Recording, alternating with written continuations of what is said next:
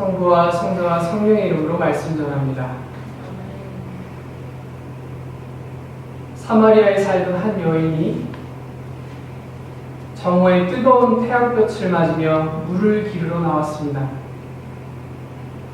그런데 낯선 남자 하나가 물물 곁에 앉아있다가 그 여인에게 물을 달라고 청합니다. 여인은 퉁명스럽게 이렇게 대꾸합니다. 당신은 유다인이고 저는 사마리아 여자인데 어떻게 저더러 물을 달라고 하십니까? 날이 서 있는 이 여인의 말에는 유다인과 사마리아인에서 수백 년간 이어져 온 갈등이 자리 잡고 있었습니다.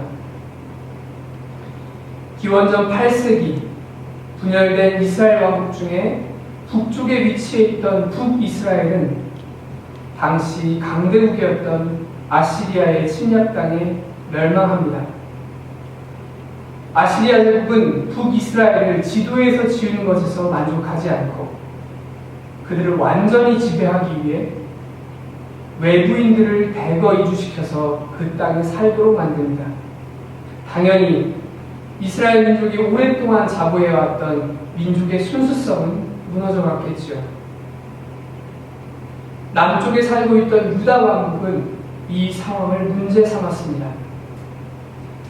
그들은 북이스라엘 사마리아 지역에 살던 사람들은 더는 이스라엘 민족에 포함될 수 없는 사람들이라고 규정하고 예루살렘 성전에서 함께 예배드리는 것도 거부합니다. 그래서 사마리아 사람들은 예루살렘 성전과 대비되는 본래 이집트를 탈출한 이스라엘 백성들이 예배를 드렸다고 전해지는 그리짐산을 자신들만의 성소로 삼습니다.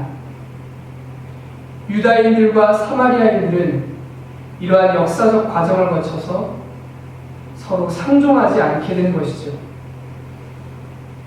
오늘 복음에 등장하시는 예수님은 이 해묵은 금기를 무시하고 사마리아 여인에게 말을 건네고 물도 달라고 하십니다.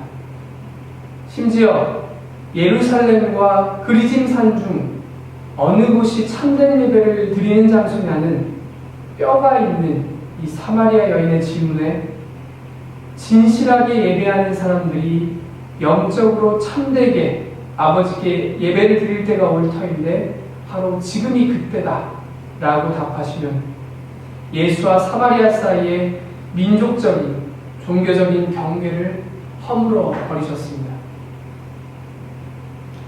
다양한 인종, 다양한 문화를 익히 경험하고 있는 우리들의 시선으로 보면 예수님께서 보이신 이 태도가 별반 새로울 것도 없겠지만 당시 유대인 대다수가 사마리아인을 비롯한 이방인에게 적대감을 갖고 있었다는 사실을 우리는 꼭 기억해야 합니다.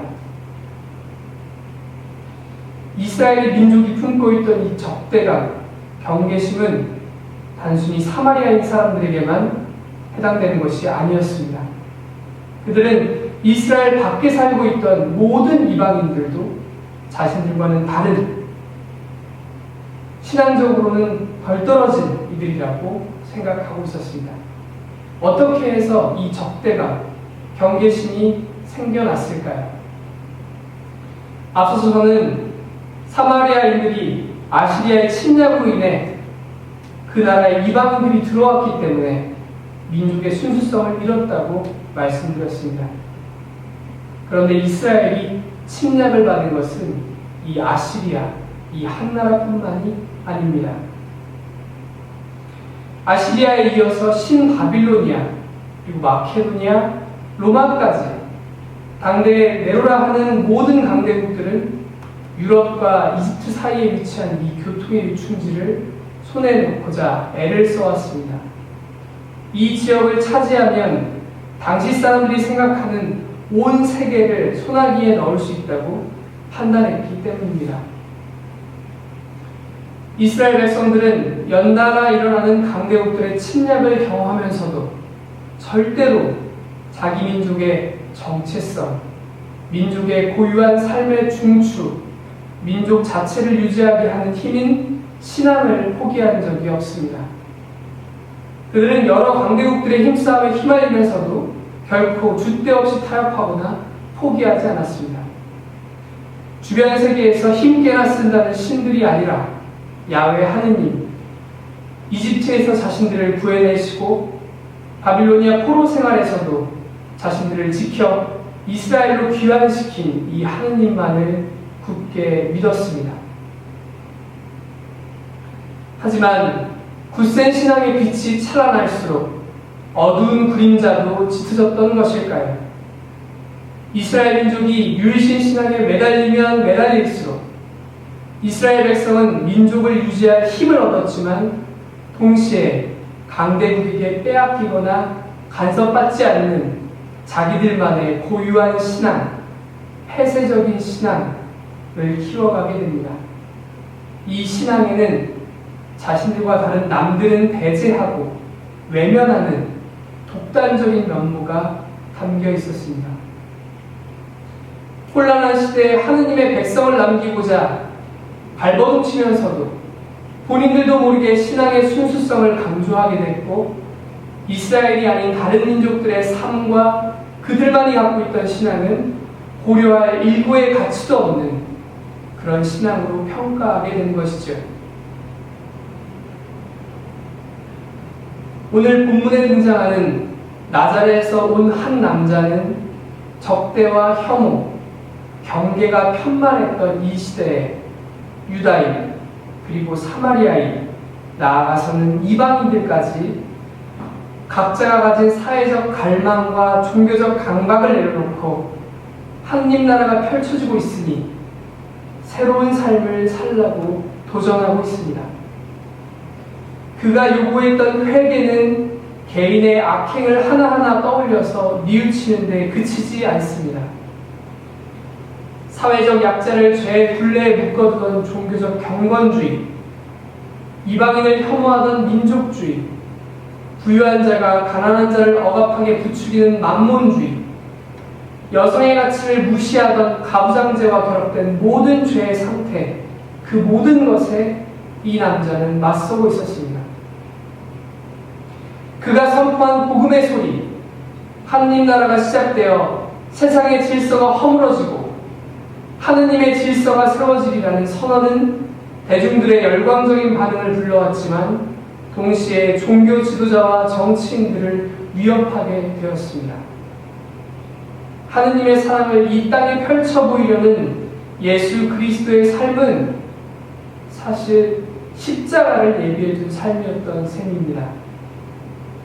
하느님의 정의와 자비의 의지에 함께 사는 삶, 예수가 선포했던 그 삶은 세상이 받아들이기에는 너무 크고 부담스러웠던 이야기였습니다.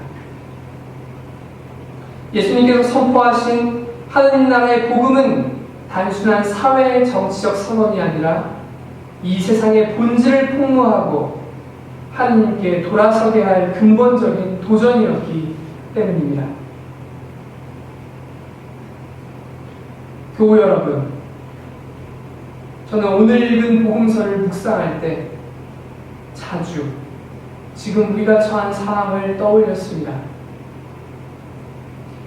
우리가 대비하고 이겨내려 하는 이 전염병이 확산하는데 큰 역할을 했던 한 사이비 종교 집단의 분별 없는 행태가 많은 이들의 비난을 받았습니다.